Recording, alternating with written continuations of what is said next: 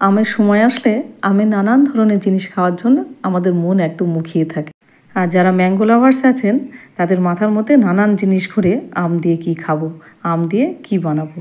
আর তাই আমার ম্যাঙ্গো লাভার্সদের কথা মনে করে তাই আজকে আপনাদের সামনে নিয়ে এসে হাজির করেছি ম্যাঙ্গো পুডিং। এই ম্যাঙ্গো পুডিং এত সহজে আপনাদের বানিয়ে দেখাবো, মাত্র ঘরে থাকা কয়েকটা উপকরণ সবার ঘরেই থাকে। আর তাই আপনাদের সামনে নিয়ে এসে হাজির করেছি অত্যন্ত সুস্বাদু ম্যাঙ্গো পুডিং। না লাগবে আগার আগার পাউডার আর না লাগবে জেলেটিন পাউডার। নমস্কার, কেমন আছেন সবাই? নিশ্চয়ই খুব ভালো আছেন। বাসন্তী রান্নাঘরে সবাইকে স্বাগত। আজকে আপনাদের একটা ম্যাঙ্গো ডেজার্ট বা ম্যাঙ্গো পুডিং রেসিপি আপনাদের সামনে নিয়ে এসে হাজির করেছি। আশা করি ভিডিওটা আপনাদের খুব ভালো লাগবে, কারণ খুব সহজ করে আমি দেখিয়েছি। অবশ্যই চ্যানেলটাকে সাবস্ক্রাইব করে বেল আইকনটা প্রেস করার অনুরোধ রাখলাম। তাহলে চলুন শুরু করা যাক আজকে আমাদের পুডিং রেসিপি। প্রথমে এখানে একটা হিমসাগর আম নিয়েছি, আর আমটা খুব পাকা, কারণ আমটা পাকা দেখেই নিতে হবে। কেননা যখনই আপনি ম্যাঙ্গো পুডিং বানাবেন অবশ্যই আমটা পাকা দেখে নেবেন। আমি এখানে হিমসাগর ব্যবহার করেছি, আপনারা চাইলে অন্য কোনো আম ব্যবহার করতে পারেন, কিন্তু চেষ্টা করবেন আমটা যেন একদম পরিপক্ক হয়। এবার আমটাকে কেটে নেব। প্রথমে এরকম লম্বা করে কেটে নেব, কেননা আমটা যদি পাকা না হয় তাহলে কিন্তু পুডিংয়ের কিন্তু স্বাদ কোনোভাবেই ভালো হবে না। এবার আমটাকে এইভাবে কাট লাগিয়ে আমের পাল্পটা বের করে নেব। নিয়ে নিলাম পুরোটাই, দুই পাশেই কেটে।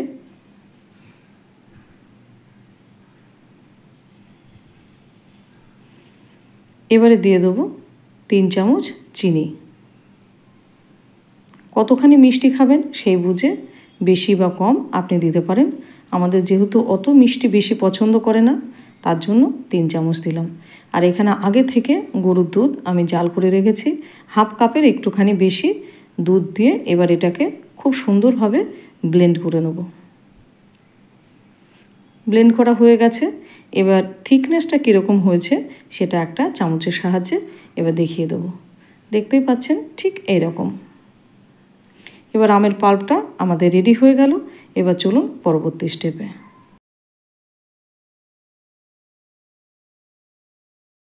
এবার আমি এটা ঢেলে দেবো। আমি চিনিটা দুধের সাথে দিইনি, আমি আমের সাথে দিয়ে একেবারে আমি এখানে পেস্ট করে নিলাম। আপনারা চাইলে দুধের সাথেও দিতে পারেন। দাঁড়ান, বাটিতে একটুখানি পাল্প লেগে আছে, এটুকু একটুখানি দুধ দিয়ে একটুখানি ঘুরিয়ে নিই। জিনিস নষ্ট করে কী লাভ বলুন, পয়সা দিয়ে জিনিস কেনা। এবার দিয়ে দিলাম আরেকটু দুধ। এবার দুধ দেওয়ার পরে একটা স্প্যাচুলার সাহায্যে খুব ভালো করে এটাকে মিশিয়ে নিতে হবে।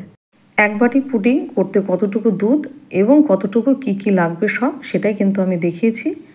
এবার নিয়ে নেব হাফ বাটি, এটাও জাল করা দুধ। এই দুধের মধ্যে দিয়ে দেবো মোটামুটি 2 চামচ মতো কর্নফ্লোর, আর 1 চামচ দিয়ে দেবো, আর একটুখানি দেব, ব্যাস, আর দেবো না। আর দিয়ে দেবো ম্যাঙ্গো কাস্টার্ড পাউডার 1 চামচ। আপনাদের ঘরে যদি থাকে এটা দেবেন, যদি না থাকে স্কিপ করে যাবেন, কারণ ম্যাঙ্গো কাস্টার্ড দিলে এর স্বাদটা কিন্তু আলাদা লেভেলে আসে। এবার দিয়ে দিলাম। এবার দিয়ে দেবো একটুখানি জাফরান, অল্প একটুখানি দেবো, সামান্য একটু। এবার দিয়ে এটাকে ভালো করে মিশিয়ে দেবো।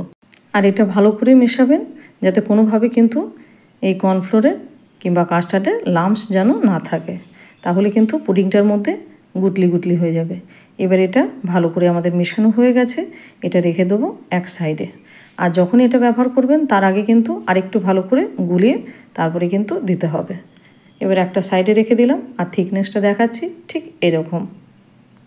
এবারে যে পাত্রটায় আমি পুডিংটা ঢালবো সেটা আমি অল্প একটুখানি সাদা তেল দিয়ে একটু ব্রাশ করে নিয়েছি। আপনাদের ঘরে যেরকম বাটি আছে সেই রকম বাটি ব্যবহার করবেন। এবার একটুখানি তেল দিয়ে এটাকে ব্রাশ করে একটা সাইডে রেখে দেবো।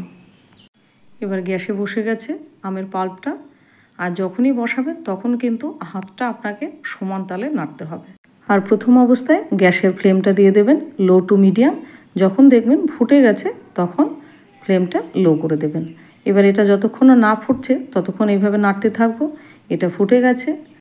ফুটে যাওয়ার পরে আরও এখানে মোটামুটি 8 থেকে 10 মিনিট আমি আমটাকে জাল দিয়ে নেব। আর এরকমভাবেই নাড়তে থাকবো। মোটামুটি 8 থেকে 10 মিনিট আমি আমের পাল্পটা জাল দিয়ে নিয়েছি। এবার অল্প অল্প করে কর্নফ্লোর এবং কাস্টার্ড মেশানো দুধটা এবার অল্প অল্প করে দিতে থাকবো। আর কোনোভাবে একবারে এই কর্নফ্লোরটা দেবেন না, কেন একবারে দিলে কিন্তু পুডিংটা জমাট বেঁধে যাবে সঙ্গে সঙ্গে, তখন কিন্তু কোনোভাবে কায়দা করতে পারবেন না। এবার একটু করে দেবেন, আবার খানিকটা নাড়াচাড়া করে যখন দেখবেন দুধের সাথে মিশে গেছে আমের সাথে, তারপরে আবার একটু দেবেন। এরকমভাবে ধীরে ধীরে এই কাজটা করতে হবে, তাতে পুডিংয়ের ভিতরে কোনো রকমভাবে লাম্প সৃষ্টি হবে না। অনেকে পুডিং তৈরি করতে গিয়ে হয় ভাবেন শক্ত হয়ে গেছে, নাই জমাট বাঁধেনি, কিন্তু আপনি যদি এইভাবে পুডিং তৈরি করেন তাহলে চোখ কান বন্ধ করে আপনি কিন্তু এইভাবে অনায়াস হয়ে পুডিংটা বানিয়ে নিতে পারবেন। একদম পারফেক্ট পুডিং যদি আপনি বানাতে চান অবশ্যই এই টিপসগুলো আপনাকে ফলো করতে হবে। আর দিয়ে দেবো স্বাদের জন্য অল্প একটুখানি এলাইচি পাউডার, এটা দিলে স্বাদটা অনেকটা বাড়বে। এবার দেওয়ার পরে এটা ভালো করে মিশিয়ে এবার আমাদের কিন্তু পুডিংটা রেডি হয়ে গেল। এবার গ্যাসের ফ্লেমটা করে দেবো অফ। আর পাত্রটা তো আমাদের আগে থেকে রেডি করা ছিল, এটা গ্রিস করা ছিল। এবার এটার মধ্যে ঢেলে দেবো। ঘনত্বটা ঠিক এইরকম রাখবেন।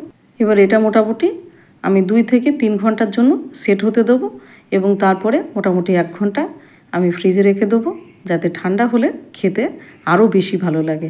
পুডিং কিন্তু ঠান্ডা ঠান্ডায় ভালো লাগে। এবার এটাকে ফ্রিজে রেখে দেবো। এবারে দেখাবো যে কত সুন্দরভাবে পুডিংটা আমাদের সেট হয়েছে, দুর্দান্তভাবে কিন্তু জমেছে। দেখতেই পাচ্ছেন, একটু নড়াচড়া দিয়ে দেখাই, দেখেন কত সুন্দরভাবে কিন্তু সেট হয়ে গেছে পুডিংটা। এবার নিয়ে নেব একটা প্লেট, আর ওই প্লেটের মাঝ বরাবর আপনি বাটিটা এভাবে সেট করে তারপরে এইভাবে তুলে নেন। দেখুন কোথাও একটু ভাঙেনি, কোথাও একটু কোনো কিচ্ছু হয়নি, নিখুঁতভাবে একদম তৈরি হয়ে গেল দুর্দান্ত স্বাদের ম্যাঙ্গো পুডিং। আর এই পুডিং রেসিপি আপনাদের কেমন লাগলো? কারণ যে জিনিসগুলো দিয়ে করে দেখিয়েছি সবার ঘরেই থাকে, তাহলে আর দেরি কেন, চটপট বানিয়ে ফেলুন এইরকমভাবে সুস্বাদু ম্যাঙ্গো পুডিং। আর বাড়িতে যারা আছেন শিশু থেকে বৃদ্ধ তাদেরকে একদম চমক লাগিয়ে দেন। আর এত সুন্দর ম্যাঙ্গো পুডিং আপনাদের সামনে নিয়ে এসে হাজির করলাম। আশা করি আপনাদের খুব পছন্দ হয়েছে ভিডিওটা দেখে। আর যদি ভালো লেগে থাকে অবশ্যই চ্যানেলটাকে সাবস্ক্রাইব করে, আর হ্যাঁ, পাশে থাকা বেল আইকনটা সঙ্গে প্রেস করে রাখবেন, যাতে বাসন্তী রান্নাঘরের ভিডিও সবার আগে পৌঁছায়। আর আমার মেয়ে এই যে তখন থেকে একটা চামচ দিয়ে এইভাবে বাড়ি মেরেই যাচ্ছে, বলছে মা দেখো এত সুন্দর জমেছে, একটুও ভাঙছে না। আর এইরকম নতুন নতুন রেসিপি পেতে অবশ্যই ভিজিট করুন বাসন্তী রান্নাঘর, সেখানে গেলে আপনাদের অনেক ভালো লাগবে। আর যারা আমার পুরানো বন্ধু কিংবা নতুন বন্ধু যারা হচ্ছেন তাদের জন্য অনেক অনেক ভালোবাসা। গরমে সুস্থ থাকবেন, ভালো থাকবেন। তাহলে আজ চলি, আবার দেখা হবে অন্য কোনো রেসিপিতে, অন্য কোনো ভিডিওতে।